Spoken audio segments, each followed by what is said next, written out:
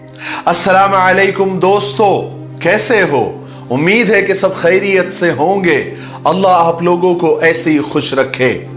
आज की कहानी पूरी सुनना जरूर, बहुत दिलचस्प है और बहुत कुछ सीखने को मिलेगा। कहानी यह है कि मेरी जब नई नई शादी हुई थी तो मैं बड़ा खुश था, क्योंकि अल्लाह ने मुझे वैसा ही हमसफर अता किया था, वैसे ही बीवी अता किया था जैसे मैं चाहता था। प्यारी सी, दोस्ताना सी, समझने वाली, केयर करने वाली और मॉडर्न भी। हम दो भाई हैं। बड़ा भाई अपनी फैमिली के साथ अलग रहता है और अम्मी मेरे साथ रहती है, और बाबा को गुजरे हुए 2 साल हो चुके थे। अब मेरी फैमिली में हम 3 लोग ही थे, मैं, मेरी बीवी और मेरी अम्मी। मेरा सारा वक्त बीवी के साथ गुजरता था। ऑफिस जाता था तो वहां से फोन करता था, अपनी बीवी को हाल चाल पूछता था। नया नया हमसफर था, जरा उसके बिना उदास हो जाता था। सुबह जब ऑफिस जाता तो अम्मी अपने कमरे में बैठी कुरान पाक की तिलावत करती रहती थी। रात को जब आता तो अम्मी को सलाम करके मैं अपने कमरे में सना के पास चला जाता था। सना मेरी बीवी का नाम है। मेरे सुबह शाम बस ऐसे ही गुजरते थे। अम्मी के पास बैठने का वक्त ही नहीं मिलता था। मैं खाना भी अपने ही कमरे में खाया करता था सना के साथ। एक दिन अम्मी मुझसे कहने लगी, ओए मेरे नालायक बेटे, अपनी मां का भी जरा हाल चाल पूछ लिया कर। हफ्ता हफ्ता हो जाता है, तुम मुझसे बात ही नहीं करता।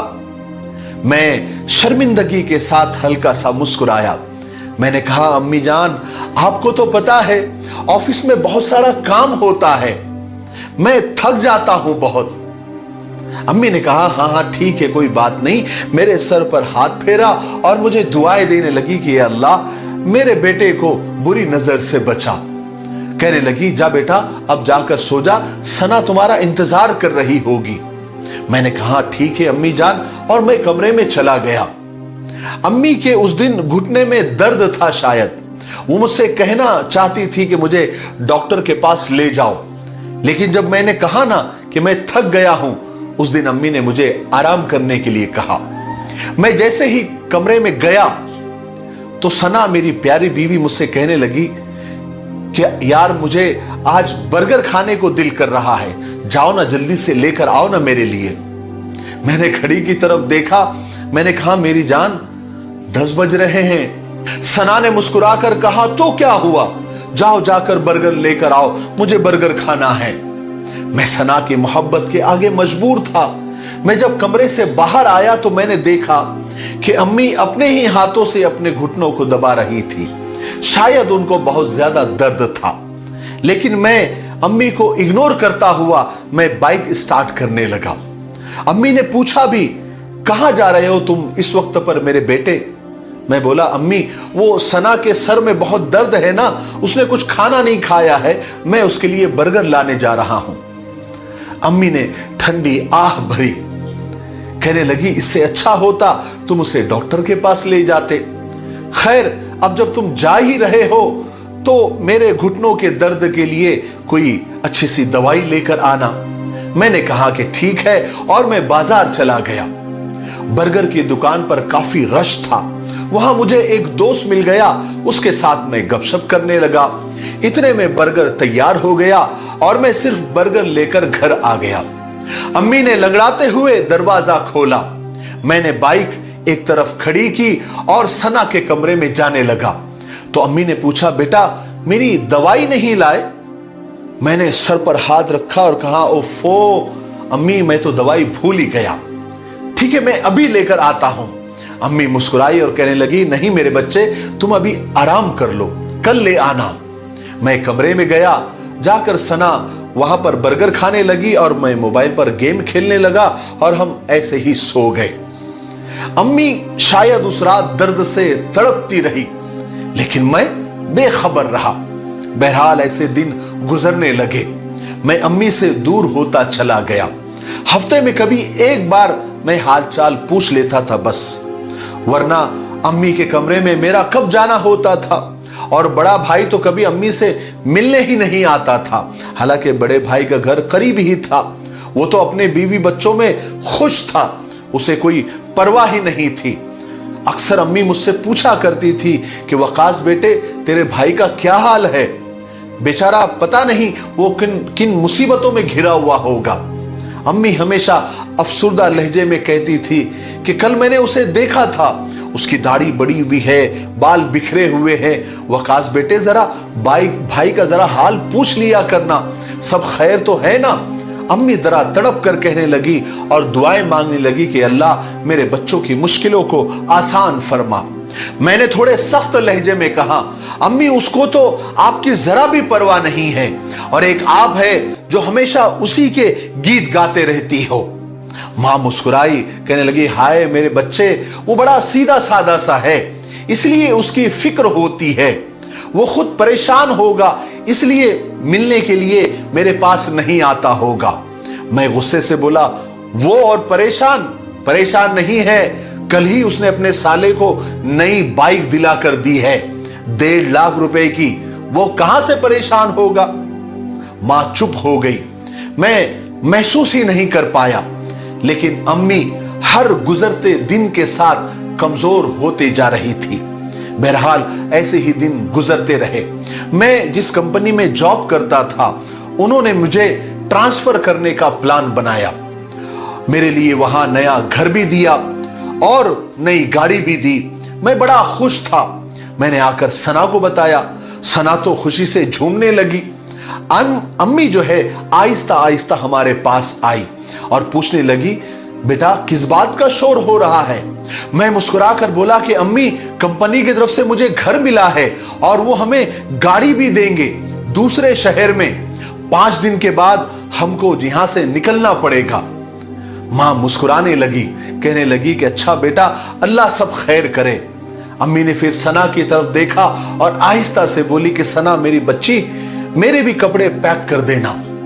मैं अम्मी की तरफ देखकर बोला कि अम्मी आप साथ नहीं हैं हमारे, अभी सिर्फ मैं और सना जा रहे हैं, बाद में आपको बुलवा लिया जाएगा, आप तब तक बड़े भाई के पास रहना। अम्मी के चेहरे पर अचानक उदासी सी छा गई, कहने लगी अच्छा बेटा कोई बात नहीं, मुझे अपने बड़े भाई के घर छोड़ा। मैं कब महसूस कर पाया था अम्मी का कांपता हुआ जिस्म, तड़पता हुआ दिल और बेबस लहजा। मैंने कहा कि ठीक है, मैं शाम को छोड़ आऊंगा। अम्मी ने उस दिन खाना भी नहीं खाया था। अम्मी शायद उस दिन बहुत रोई थी। शाम को मैं भाई के घर गया, अम्मी भी साथ थी। सलाम किया, भाई खाना खा रहा था। भाई ने हमको देखकर थोड़ा आर्टिफिशियल मुस्कुराया और एक फॉर्मेलिटी के तौर पर कहा कि आओ खाना खा लो। मैंने कहा शुक्रिया। फिर भाई की तरफ देखकर मैंने कहा कि भाई अम्मी आज से आपके पास रहेगी। भाई एकदम चुप, थोड़ी देर कुछ बोला ही नहीं, फिर अचानक बोल पड़ा, क्यों तुम थक गए हो। मैंने कहा नहीं, मैं असल में जॉब के सिलसिले में बाहर जा रहा हूं, दूसरे शहर जाना पड़ रहा है, कुछ महीनों के बाद मैं अम्मी को बुला लूंगा।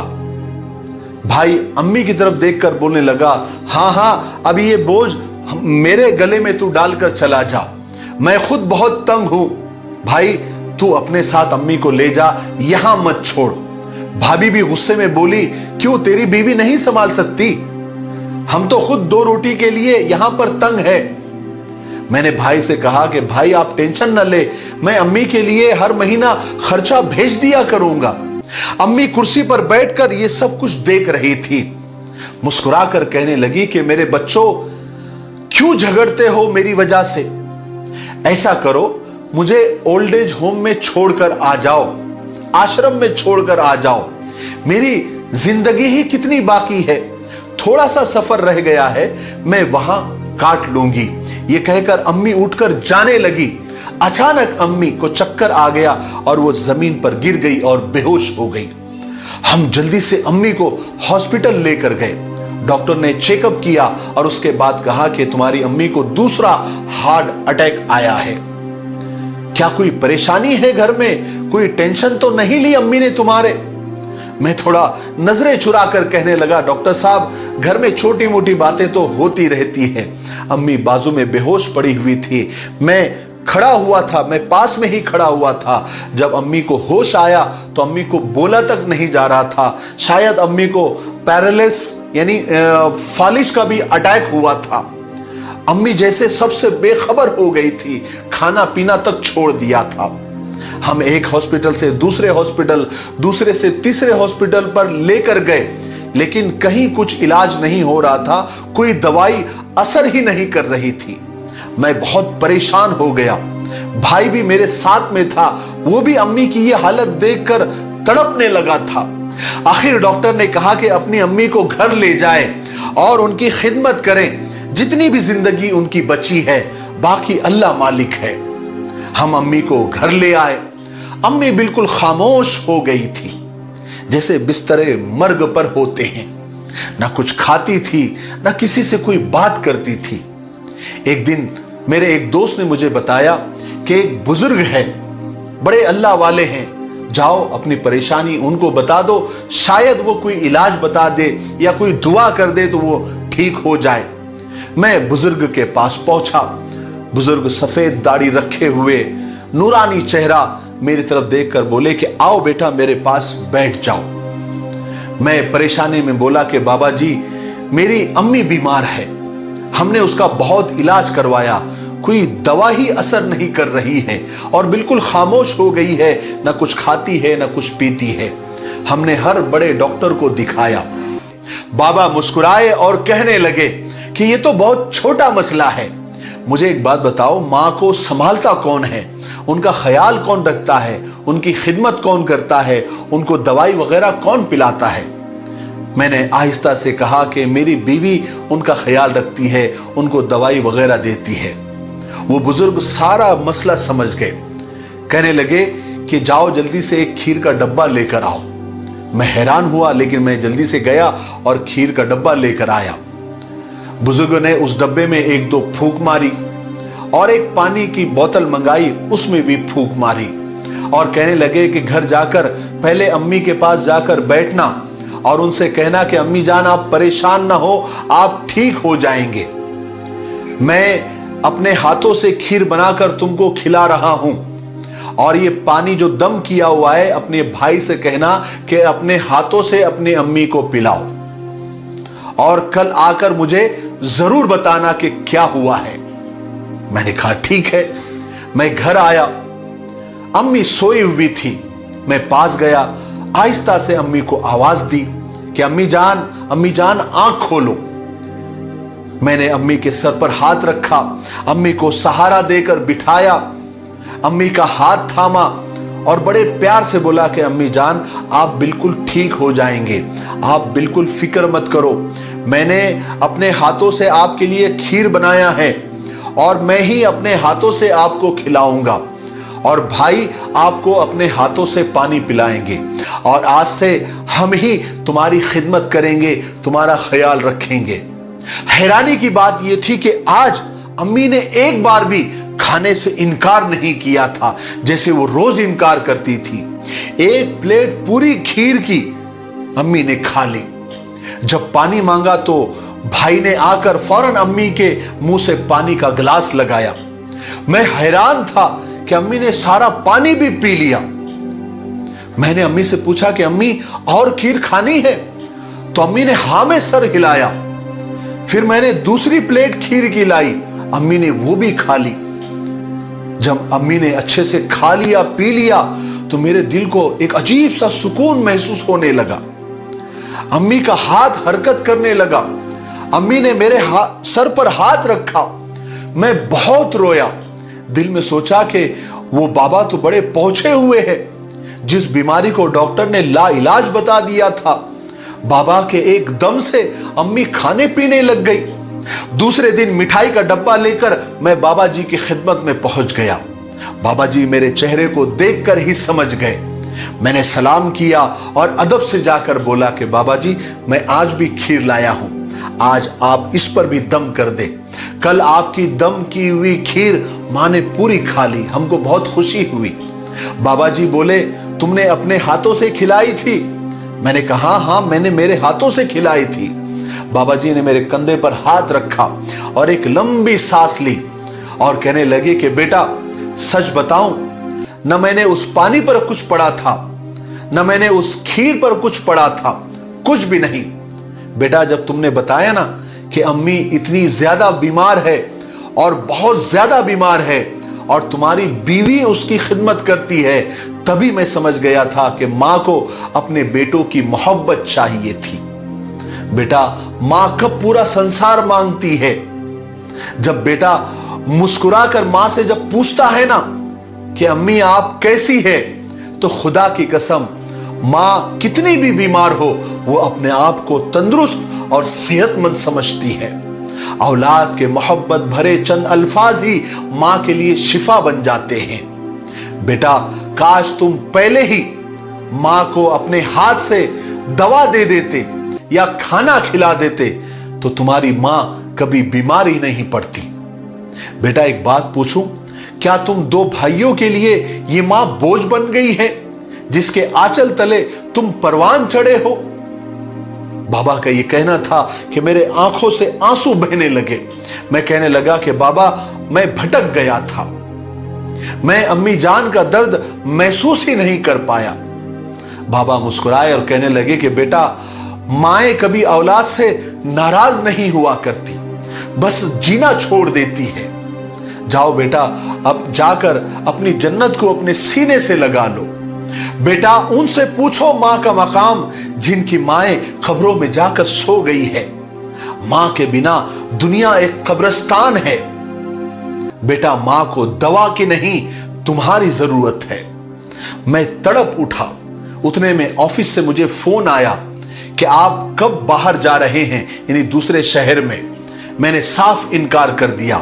मैं कहने लगा कि मैं अपनी अम्मी के साथ ही रहना चाहता हूं।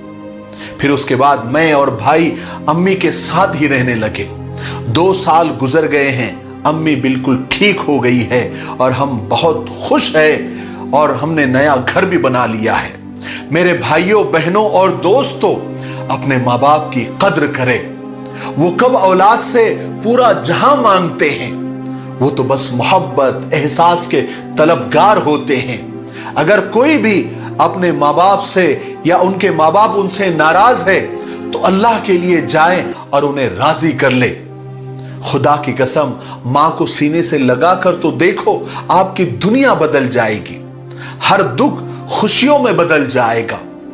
खुदा करे किसी के दिल में उतर जाए ये माँ बाप की मोहब्बत। अस्सलामु अलैकुम व रहमतुल्लाहि व बरकातुहू।